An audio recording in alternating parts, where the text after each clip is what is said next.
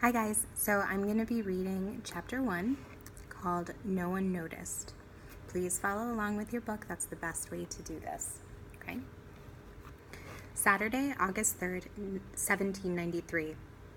The sun came up as it had every day since the end of May, bright, hot, and unrelenting.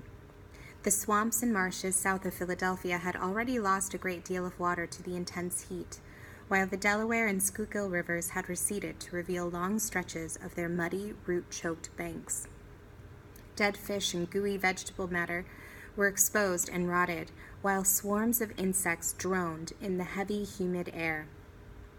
In Philadelphia itself, an increasing number of cats were dropping dead every day, attracting, one Philadelphian complained, an amazing number of flies and other insects. Mosquitoes were everywhere, though their high-pitched whirring was particularly loud near rain barrels, gutters, and open sewers. These sewers, called sinks, were particularly ripe this year. Most streets in the city were unpaved and had no system of covered sewers and pipes to channel water away from buildings. Instead, deep holes were dug at various street corners to collect runoff water and anything else that might be washed along. Dead animals were routinely tossed into this soup, where everything decayed and sent up noxious bubbles to the foul air. Down along the docks lining the Delaware, cargo was being loaded onto ships that would sail to New York, Boston, and other distant ports. The hard work of hoisting heavy casks into the hold was accompanied by the stevedore's usual grunts and muttered oaths. The men laboring near Water Street had particular reason to curse. The sloop, Amelia, from Santo Domingo, had anchored with a cargo of coffee, which had spoiled during the voyage. The bad coffee was dumped on Ball's Wharf, where it putrefied in the sun and sent out a powerful odor that could be smelled over a quarter-mile away. Benjamin Rush, one of Philadelphia's most celebrated doctors and a signer of the Declaration of Independence, lived 3 long blocks from Ball's Wharf, but he recalled that the coffee stank to the great annoyance of the whole neighborhood. Despite the stench, the streets nearby were crowded with people that morning.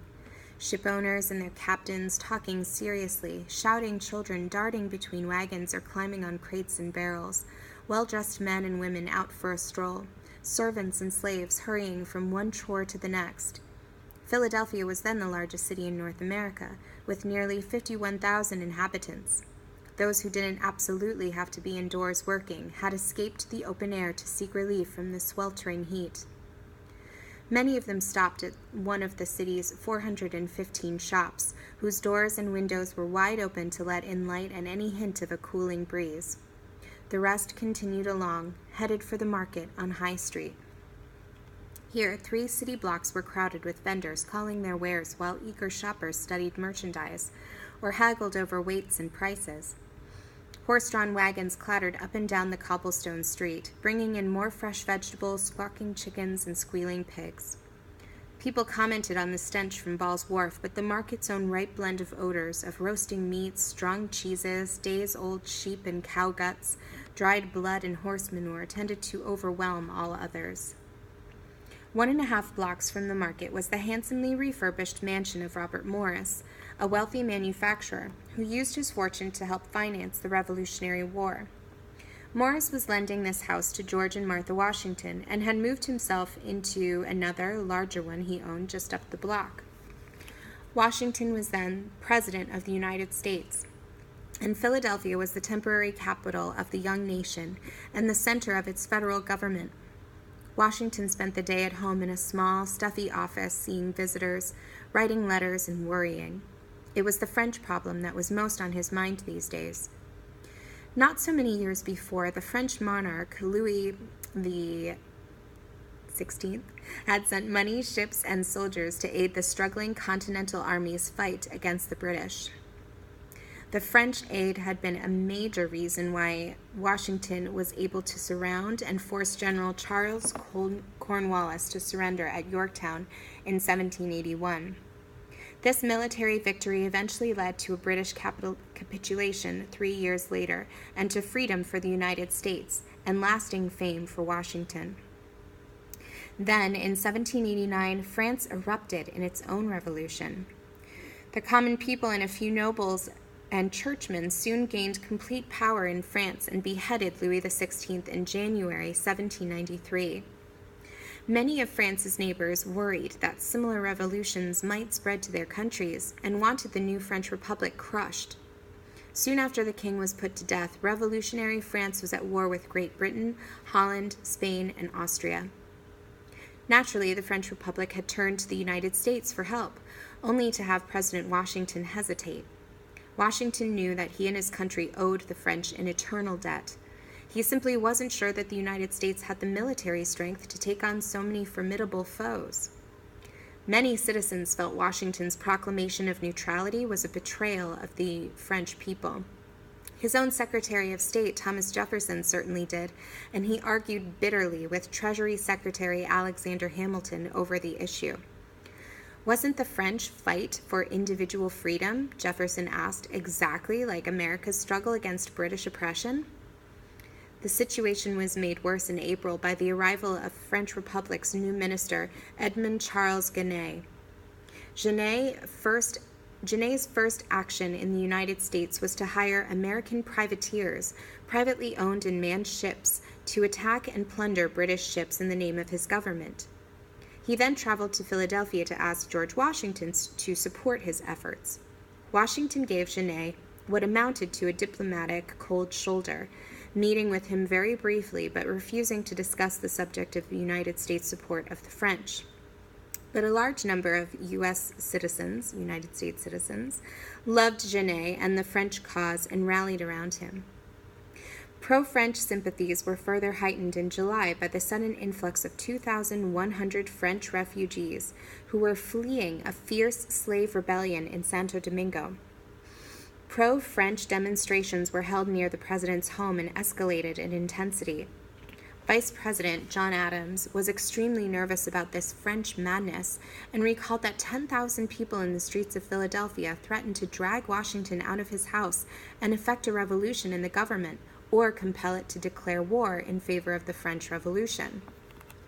While Washington worried, the city's taverns, beer gardens, and coffee houses, all 176 of them, were teeming with activity that Saturday. There, men and a few women lifted their glasses in toasts and singing and let the hours slip by in lively conversation. Business and politics and the latest gossip were the favorite topics. No doubt the heat, the foul stink from Ball's Wharf, and the country's refusal to join with France were discussed and argued over at length. In all respects, it seemed as if August 3rd was a very normal day, with business and buying and pleasure as usual. Oh, there were a few who felt a tingle of unease. For weeks, an unusually large supply of wild pigeons had been for sale at the market.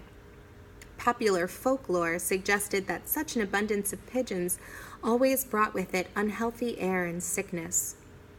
Dr. Rush had no time for such silly notions, but he too sensed that something odd was happening. His concern focused on a series of illnesses that had struck his patients throughout the year. The mumps in January, jaw and mouth infections in February, scarlet fever in March, followed by influenza in July. There was something in the heat and drought, the good doctor speculated, which was uncommon in their influence upon the human body. The Reverend J. Henry C. Helmuth of the Lutheran congregation, too, thought something was wrong in the city, though it had nothing to do with sickness of the body. It was the souls of its citizens he worried about. Philadelphia seemed to strive to exceed all other places in the breaking of the Sabbath, he noted. An increasing number of people shunned church and went instead to the taverns, where they drank and gambled. Too many others spent their free time in theaters, which displayed rope dancing and other shows. Sooner or later, he warned, the city would feel God's displeasure. Rush and Helmuth would have been surprised to know that their worries were turning to reality on August 3rd. For on that Saturday, a young French sailor rooming at Richard Denny's boarding house over on North Water Street was desperately ill with a fever. 18th century record-keeping wasn't very precise, so no one bothered to write down his name. Besides, this sailor was poor and a foreigner, not the sort of person who would draw much attention from the community around him. All we know is that his fever worsened and was accompanied by violent seizures, and that a few days later he died. Other residents at Denny's would follow this sailor to the grave. A Mr. Moore fell into a stupor and passed away. Mrs. Richard Parkinson expired on August 7th next to the lodging house owner and his wife, Mary, and then the first sailor's roommate. Around the same time, 2 people in the house next to Denny's died of the same severe fever. 8 deaths in the space of a week in 2 houses on the same street. But the city did not take notice.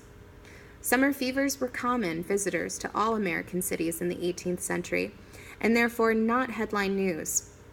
Besides, Denny's was located on a narrow, out-of-the-way street, really more of an alley than a street. It is much confined, a resident remarked, ill-aired, and in every respect is a disagreeable street. Things happened along the street all the time, sometimes very bad things, that went unnoticed by the authorities and the rest of the population. So the deaths did not disrupt Philadelphia much at all.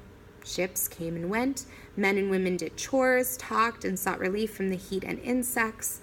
The markets and shops hummed with activity, children played, and the city, state, and federal governments went about their business. No one noticed that the church bells were tolling more often than usual to announce one death and then another. They rang for Dr. Hugh Hodges' little daughter, for Peter Aston, for John Wayman, for Mary Shewell, and for a boy named McNair. No one knew that a killer was already moving through their streets with them, an invisible stalker that would go house to house until it had touched everyone, rich or poor, in some terrible way.